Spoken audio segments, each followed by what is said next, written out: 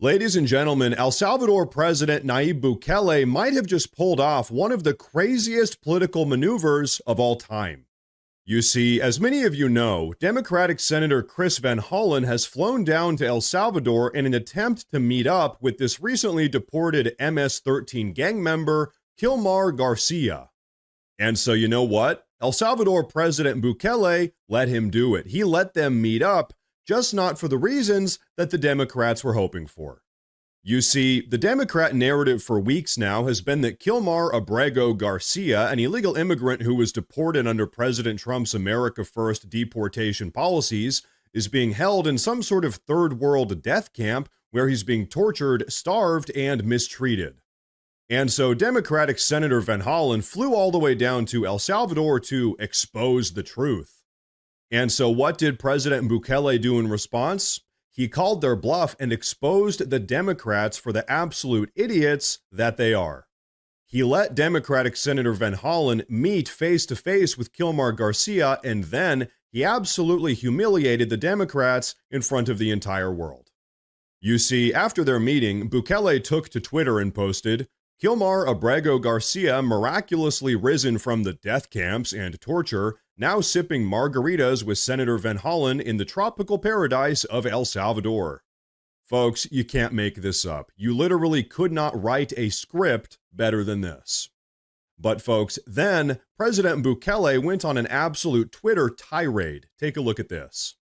First, President Bukele retweeted a post saying, "Imagine if Democrat senators cared about Americans as much as they do foreign gang members who spent a few years in the U.S."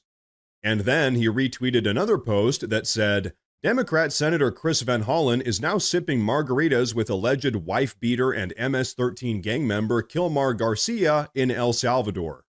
And then, finally, Bukele himself posted a status saying, "I love chess." Then he retweeted another post saying, "Checkmate."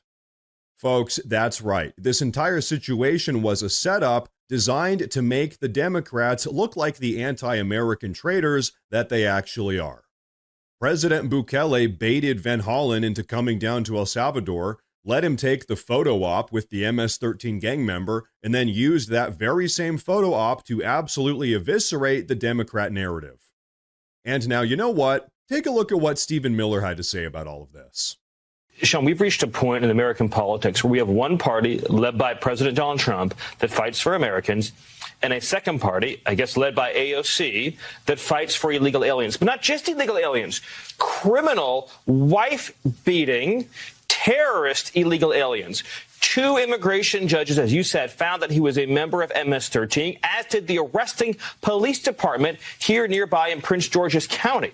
On top of that, we have, of course, the protective order filed by his wife, alleging horrific, multiple instances. There were two? Yes, of extreme, violent physical abuse. And then on top of all of that, he's an illegal alien and a member of what has been designated as a foreign terrorist organization. You have the entire machinery of the Democrat Party using all of its power not to fight for lower costs, as President Trump is, or better trade deals, as President Trump is, or lower taxes, as President Trump is, but to fight to bring this illegal alien with all those horrific crimes and allegations and history against him back to the United States, where he can do what? He can commit additional acts that threaten the safety of the American people. This is the biggest, sharpest contrast you will ever see between the priorities of President Trump and the priorities of the Democrat Party. Ladies and gentlemen, absolutely scathing. But you know what? Stephen Miller isn't the only one that weighed in on all of this. In fact, let's take a listen to what none other than Border Czar Tom Homan had to say about all of this. I've seen some people look at this and say they're worried that the stance of this administration when it comes to this is that if someone is deported by accident, that they have no responsibility for them once they are in the custody of a foreign government. What would you say to that? Well, they're in the custody of El Salvador. He's an El Salvadoran national. He was born in El Salvador. El Salvador has him in custody, and El Salvador decide what happened to him. I mean, again, the El Salvadoran president made it clear he's not going to release him.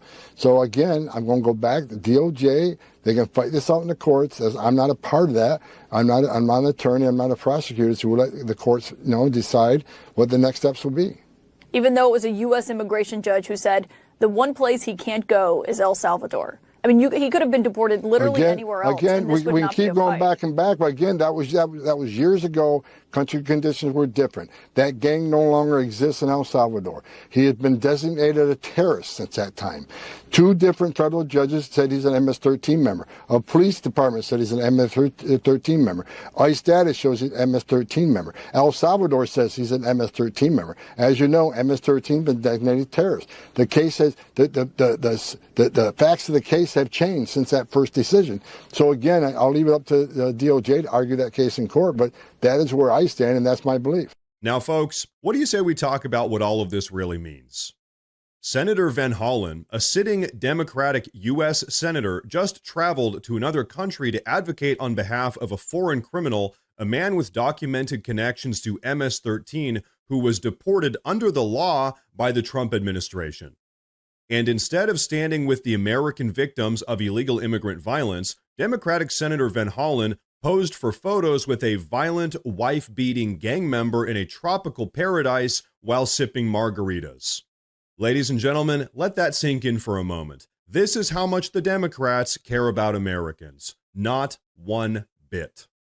Meanwhile, the Democrats and their media-connected lapdogs want you to believe that they're the party of compassion. They're the party that's always sticking up for the little guy. Because from where I'm standing, it looks like the Democrats are more concerned with PR stunts and cartel-connected criminals than they are with actual American citizens.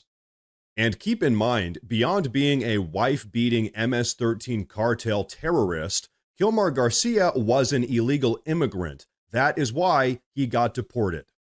The Trump administration deported him because he was an illegal immigrant, and they had evidence of his MS-13 affiliation and domestic abuse record. Folks, this wasn't just some random deportation, it was a necessary action to protect American citizens. And so really, this is why the America First agenda is so important. America First is not for the political elite, it's not for illegal immigrants, it's for everyday Americans who deserve safety, accountability, and leaders who put them first. But instead of pursuing that America First agenda, Democrats like Senator Van Hollen are using your taxpayer money to go advocate for a guy who should have never been in the United States to begin with. And Bukele let him do it just to prove a point.